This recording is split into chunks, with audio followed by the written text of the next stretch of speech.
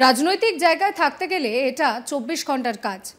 ১০ বছরে আমাকে কাজ ছাড়তে হয়েছে।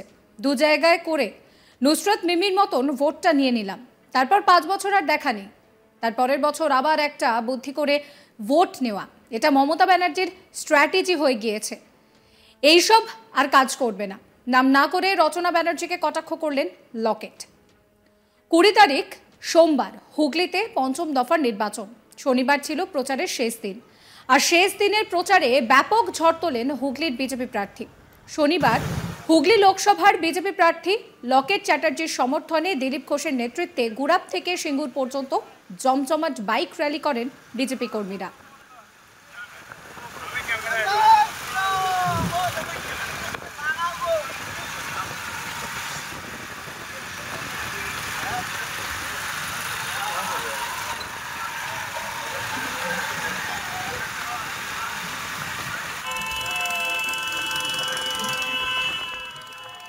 র্যালিতে উপস্থিত ছিলেন অভিনেত্রী অঞ্জনা বসু।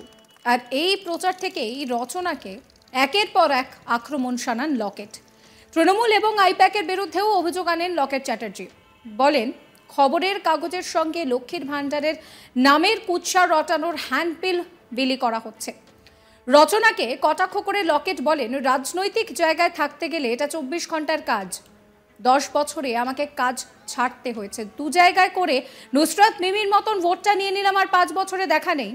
তারপর আবার একটা বুদ্ধি করে ভোট নেওয়া, এটা মমতা ব্যানার্জির স্ট্র্যাটেজি হয়ে গেছে। এই সমস্ত কিছু আর কাজ করবে না।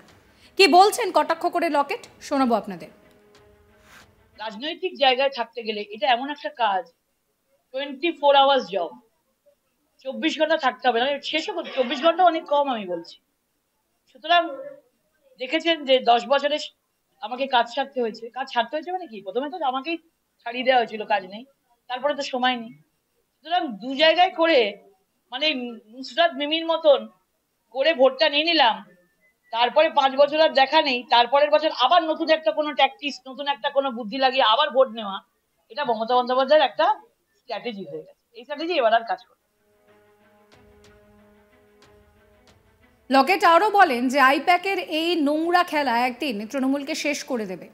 তৃণমূলের আইপ্যাক রাজ্যে ঘুরে ঘুরে বিজেপির থেকে লোক সাপ্লাই করছে। আমাদের প্রকল্পকে তৃণমূলের প্রকল্প বলে মানুষের কাছে নিয়ে গিয়ে বোকা বানানোর চেষ্টা চলছে, যাতে কিছু ভোট পাওয়া যায়। রেলওয়ের প্রত্যেকটা প্রকল্প হচ্ছে কেন্দ্রীয় সরকারের। রেল যাত্রীরা যাতে সুবিধা পায় তার জন্য আমি রেল মন্ত্রকের কাছে যথাযথ ব্যবস্থা নেওয়ার জন্য বিগত বছরেই আবেদন করেছি। অনেকটা কাজও হয়েছে। ইলেকশনের পর বাকিটা হবে। সেই কাজটাকেও নিজের ক্রেডিট নেওয়ার জন্য তৃণমূল মানুষকে ভুল বোঝাচ্ছে। রেলমন্ত্রীর কাছে একবারও রাজ্য সরকার বা তৃণমূল নেতা নেত্রীরা যান না, কিন্তু আমাদের কাজগুলোকে নিয়ে মানুষকে ভুল বোঝানো হচ্ছে যাতে মানুষ ভোট দেয়। শোনাবো আপনাদের কি বলছেন Locket. Howrah Maidan Chuchura metro, Howrah Maidan Chuchura metro rail. দেখুন, হাওড়া ময়দান থেকে চুচুড়া মেট্রো রেল, মানে আমি ঘোষণা করছি, উনি বলছেন আমি ইমপ্লিমেন্টেশন করব। অপূর্ব। হাওড়া ব্যান্ডেল এসি লোকাল, একবারের জন্য রেলমন্ত্রীর কাছে তারা যায় না, যাতে এখানে কাজ হয়ে গেলে যদি বলে বিজেপি কাজ করেছে, কারণ রেলটা কেন্দ্রীয় সরকারের, মেট্রো রেলটা কেন্দ্রীয় সরকারের। তারা দিচ্ছে যে হাওড়া চুচুড়া থেকে ধর্মতলা এবং সেক্টর 5 বাস পরিষেবা, গঙ্গার ওপর ওয়াটার মেট্রো সার্ভিস এসি ফেরি। আপনি ভাবুন, মানে যেগুলো কেন্দ্রীয় সরকার পরিকল্পনা নিয়েছে সেইগুলোকে নিয়ে তারা নিজেরা ম্যানিফেস্টোতে দিয়ে বলছে আমরা এই করব। কত বড় জালিয়াতি! এরা আগামী দিনে কিছু করবে? এরা আগামী দিনে মেকআপ দিয়ে তারা এখান থেকে ভোটটা নিয়ে বেরিয়ে যাবে। তাই জন্য সকলকে সতর্ক হতে বলবো। এই ধরনের যে ধরনের জালিয়াতি আইপ্যাকরা করছে, বিশেষ করে যারা করছে তারা কিন্তু এই দলটার নাম খারাপ করছে। চারিদিকে আইপ্যাক ভেতরে ঢুকে গেছে, শপিং করা শুরু করেছে। কাকে যুক্ত করানো যায়, কাকে যুক্ত করানো যায়, শপিং করছে আইপ্যাকরা। ভাবছে কি টাকা ছড়াবো, শপিং করে নেবো। আইপ্যাকের যিনি হেড আছেন প্রশান্ত কিশোর নিজে বলে গেছেন এইবারে বিজেপি বাংলাতে সবচেয়ে ভালো ফল করবে। এরা অভিষেক বন্দ্যোপাধ্যায়কে দেখাতে চাইছে দেখুন আমরা কত কাজ করছি। বিভিন্ন জায়গায় ফোন করে করে, এদের আর অবস্থা নেই, ফোন করে করে এরা ভাবছে যদি কিছু আমরা ওখান থেকে শপিং করতে পারি। এই নির্বাচনের 20 তারিখের পর এদের ছুটি হয়ে যাবে, এরা আবার ব্যাগ তল্পি তল্পা নিয়ে অন্য জায়গায় যাবে। নিজের দলের লোকেদের তো খুশি করতে পারেনি, তাই বিভিন্ন জায়গায় গিয়ে গিয়ে তারা টক্কর মেরে দেখছে যদি কেউ পায়। এই ধরনের যা যা জিনিস চলছে, আইপ্যাক যা যা কাজ করছে, তাদের তাদের নাম, ফোন নাম্বার, তারা কোথায় কি করেছে না করেছে আপনাদেরকে প্রমাণ সমেত আপনাদেরকে হাতে দেব। এই আইপ্যাক তৃণমূলের পরিবারটাকে, তৃণমূলের দলটাকে আপনাদেরকে বললাম নষ্ট করে দিয়েছে। এই আইপ্যাক অভিষেক বন্দ্যোপাধ্যায়ের তত্ত্বাবধানে এই আইপ্যাক যেটা চলছে, তাদের সবকটা নেতাকে নষ্ট করে দিয়েছে, তাদের সম্মানকে নষ্ট করে দিয়েছে, ধুলোয় মিশিয়ে দিয়েছে। যে মানুষটাকে আমরা শোকজ করেছিলাম, যে মানুষটাকে আমরা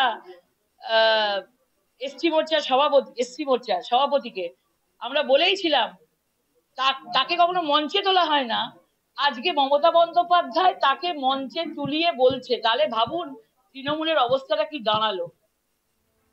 সন্দেশখালীতে সিবিআই ক্যাম্প বসানোর ব্যাপারে লকেট বলছেন যে ওটা একটা দ্বীপ হয়ে গিয়েছে, ওখানকার মানুষ যেন নিরাপত্তা পায় সেদিকটা দেখার জন্য তিনি বলেছেন। কি বলছেন তিনি শোনাবো। সন্দেশখালী তো একটা পার্ট হয়ে গেল, দ্বীপের মতো হয়ে গেছে, এবং সেখান থেকে মানুষ আসতে পারবে না।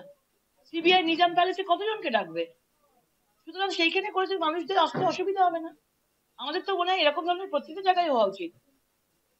দুয়ারে যদি সরকার থাকে, তাহলে দুয়ারে সিবিআই থাকবে না কেন? থাকা উচিত, কমপ্লেন নেওয়া উচিত, তাহলে মানুষের দূর দূর থেকে আসতে অসুবিধা হয়। এই নিয়ে আমার কালিক ভোলানাথ সাহার একটি রিপোর্ট দেখাবো। হুগলি জেলার হাই ভোল্টেজ লোকসভা কেন্দ্র হুগলি লোকসভায় নির্বাচনী প্রচারের শেষ দিন। হুগলি বিজেপি প্রার্থী লকেট চ্যাটার্জি সমর্থনে দিলীপ ঘোষ এবং অভিনেত্রী অঞ্জনা বসু গুরাব থেকে চুচুড়া অবধি একেবারে জমজমাট শোভাযাত্রা করলেন। উটখোলা জিপে তারা শেষ মুহূর্তে প্রচার ছাড়লেন।